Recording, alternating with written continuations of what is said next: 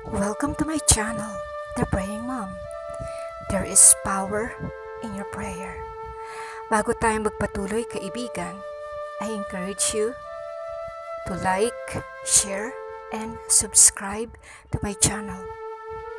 At kung ikaw ay may mga kabigatan sa buhay, may mga problema ka, at hindi mo alam kung saan ka pupunta, I encourage you, kaibigan, isulat mo lang sa baba ang iyong mga kahilingan at sasamahan kita sa pagdulog sa iyong mga panalangin. Kinapopuotan ko ang paghihiwalay. Malakay 2:16. Kaya nga, hindi na sila dalawa, kundi isang laman. Ang pinagsama ng Diyos ay huwag paghiwalayin ng tao. Mateo 19:6. May problema ka ba sa iyong asawa? Ano ba ang gagawin mo kung paulit-ulit mong pinapatawad ang iyong asawa at paulit-ulit ka pa rin niyang pinagtataksilan? Makikisama ka pa rin ba sa kanya alang-alang sa iyong mga anak? Magmamakaawa ka ba na huwag kanyang iwan? O magtitiis ka na lang sa paniniwalang magbabago din ang iyong asawa?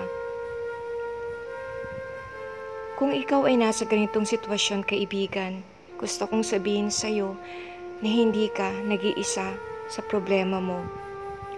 Alam niyo mga kaibigan na nasasaktan ako dahil ng mga nagdaang buwan, napakarami kong natatanggap na mga personal na mensahe galing sa iba't ibang mga tao na humihingi sila ng panalangin patungkol sa kanilang mga asawa. Sapagkat nararamdaman ko yung sakit na pinagdadaanan nila. Unang-una, gusto kong sabihin sa iyo, kaibigan, na hindi ako naniniwala sa diborsyo. Sapagkat nilikha ng Diyos ang pag-aasawa, ito ay sagrado sa kanyang mga mata. At ang pag-aasawa, hindi ito isang piraso lang ng papel na maaari mong sirain. Kung ikaw ay nasa ganitong kalagayan, kaibigan, gusto kong palakasin ang loob mo. At sa mga sandaling ito, kung ikaw ay nasa ganitong sitwasyon, inaanyayahan kita na samahan mo ko na lumapit sa Diyos at idulog mo sa Kanya ang lahat ng mga sakit na nararamdaman mo, ang mga kirot at sugat ng iyong puso. Sapagkat, kaibigan, hindi mo makakayang dalhin mag-isa, hindi mo makakayang lutasing mag-isa ang mga problemang dinadala mo. At kaibigan, bago tayo manalangin, gusto ko na sabihin sa iyo na bagamat ang Diyos ay napopuot sa diborsyo, bagamat ang Diyos ay nagagalit sa mga taong nangangalunya, hindi niya nais na makita kang nasasaktan at nahihirapan, at hindi rin plano ng Diyos na mamuhay ka sa ganyang uri ng sitwasyon. Sa Matthew 19 verse 9, itong sinasabi ng Panginoong Jesus.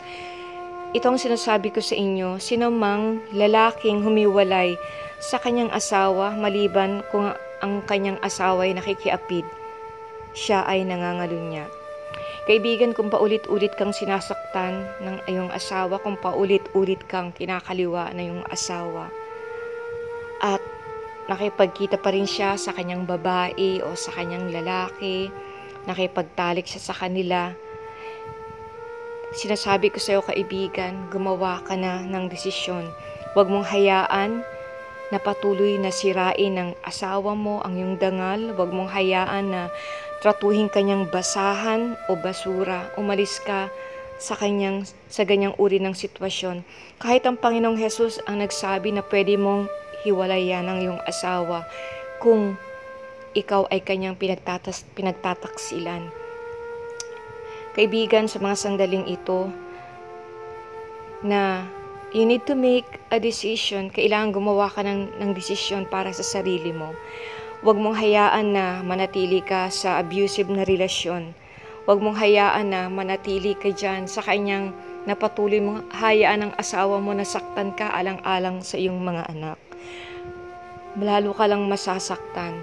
Kaibigan, sa mga sandaling ito, isipin mo ang iyong buhay, isipin mo ang iyong mga anak, move on with your life.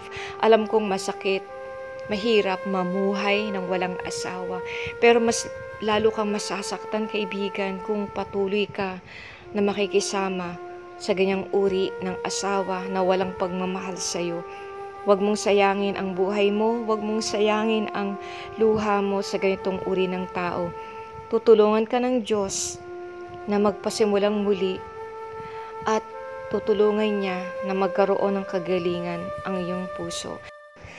Sa mga sandaling ito, kaibigan, lumapit tayo sa Panginoon at idulog natin sa Kanya ang iyong mga problema. Ibigay mo ang mga sakit na nararamdaman mo. Umiyak ka sa harap ng Panginoon. Nauunawaan ka niya, kaibigan, huwag kang mahihiya na lumapit sa Kanya. Sa mga sandaling ito, manalangin tayo. Dakilang Diyos na makapangyarihan sa lahat, unang-una, nagpapasalamat kami sa iyo sapagkat Ikaw ay Ama na nagmamahal sa iyong mga anak.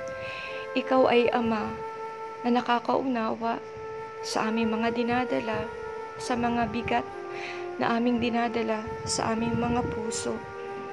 At higit sa lahat, Ikaw rin ay aming Diyos na Ikaw ay may kakayahan na baguhin, na magbago sa aming mga buhay. Meron kang kakayahan, Panginoon, na abutin ang mga tao na nakikinig sa mga sandaling ito. May kakayahan ka na baguhin ang sitwasyon nila, Father God. Lord, sa mga sandaling ito, dinadalangin ko ang lahat ng mga mister, mga misis, mga taong may problema sa kanilang mga asawa. Panginoon, napakatagal ng panahon na naghihirap ang kanilang mga kalooban. Ilang beses na silang nagtangka na ayusin ang sitwasyon na to. Ilang beses na rin silang nagpatawad sa kanilang mga asawa na nagtaksil sa kanila. Ilang beses na rin nilang sinubukan na muling buuin ang kanilang pamilya. Pinatawad nila ang kanilang mga asawa at binigyan ng pagkakataon, binigyan ng chance, Panginoon, para patunayan ang kanilang mga sarili. Pero Panginoon, sa kabila noon ng kanilang mga asawa, paulit-ulit silang sinasaktan. Paulit-ulit silang bumabalik doon sa kanilang mga babae, sa kanilang mga lalaki. At paulit-ulit, Panginoon, na binibigyan nila ng sama ng loob ang kanilang mga asawa. Father God, I pray, Lord, tapusin mo na ang mga paghihirap ng mga asawang ito na nakikinig sa akin. Panginoon, putulin mo na, Panginoon, yung hirap nila, Panginoon. Father God, marami na pong luha ang umagos sa kanilang mga mata, Panginoon. Napakarami ng dugo, Panginoon, ang kanilang mga puso. Napakarami ng sugat ang kanilang mga puso, Panginoon. Hindi lang sila ang nasasaktan, Panginoon. Maging ang kanilang mga anak, Panginoon, naapektuhan na rin, nahirapan na rin, Panginoon. I pray, Father, alisin mo, Panginoon, ang sakit ng kanilang mga puso. Panginoon, I pray, Lord, na alisin mo ang pagmamahal ng mga mister na to at misis na to sa kanilang mga asawa na nagtaksil, Panginoon.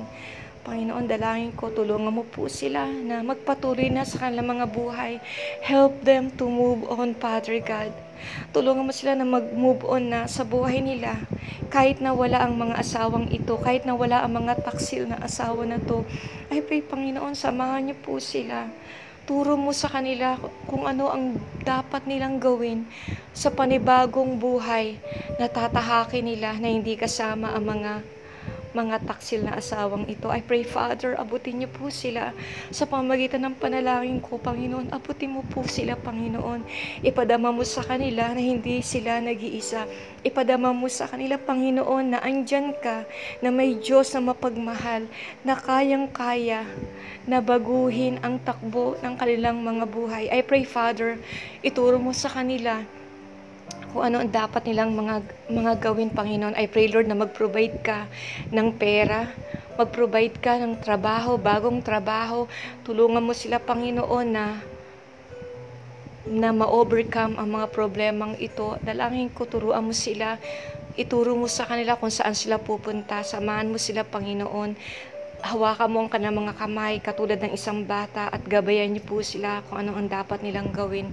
Lord, dalayan ko mag-provide ka ng pera para makalipat sila sa ibang lugar, para sa ganun magpasimula sila ng panibagong pahina ng kanilang mga buhay. Tulungan mo, Lord, sila na magpanibagong buhay na Panginoon, na lumipat sa bagong lugar na walang nakakakilala sa kanila, Panginoon, para magpatuloy sila, para magkaroon sila ng panibagong buhay. I pray, Father, for courage. Bigyan mo, Lord, sila ng tapang, Panginoon. Kailangan nila ng tapang para sa ganun na makapagpatuloy sila, sapagkat may mga anak sila na palalakihin, may mga anak sila na gagabayan. I pray, Lord, tulungan mo ang mga babae at lalaking ito. Panginoon, help them, Father God, na magpatuloy sa buhay. Tulungan mo sila na sa'yo kumuha ng lakas ng kalooban, na sa'yo, Panginoon, kumuha ng tibay ng loob. I pray, Father, wag mo silang hayaan, wag mo silang bibitawan, Panginoon. Samahan niyo po sila, Panginoon. I pray, Father, alisin mo ang mga discouragement na nararamdaman nila. Alisin mo, Lord, ang nararamdaman nila na gusto na nilang sumuko, gusto na nilang mag-give up. I pray, Father, pakita mo sa kanila na hindi ka patapos sa kanila. May plano ka pa rin, Panginoon. May plano ka pang maganda sa kanila, pati sa kanilang mga anak. I pray, Father, mag-provide ka ng pagkain, ng pera, ng trabaho. Mag-provide ka, magpadala ka ng mga taong may mabubuting kalooban na tutulong sa kanila para sa ganon, tulungan silang muling magbangon. Patuloy silang bumangon, Panginoon, na tulong sa kanila, Panginoon, para harapin ang panibagong buhay. Marami pong salamat, Panginoon, sapagkat Ikaw ang nagmamahal sa kanila. Ikaw ang umiibig sa kanila. Salamat sa iyo, Panginoon. Purihin ka, luwalhatiin ka. Pinagkakatiwala ko sa iyo ang kanilang mga buhay. Sa pangalan ni Jesus. Amen. Kaibigan, muli maraming salamat sa pagsama mo dito sa The Praying Mom. Lagi mong alalahanin na malaki ang nagagawa ng panalangin may pananampalataya. May the Lord bless you and your family and keep you. Amen.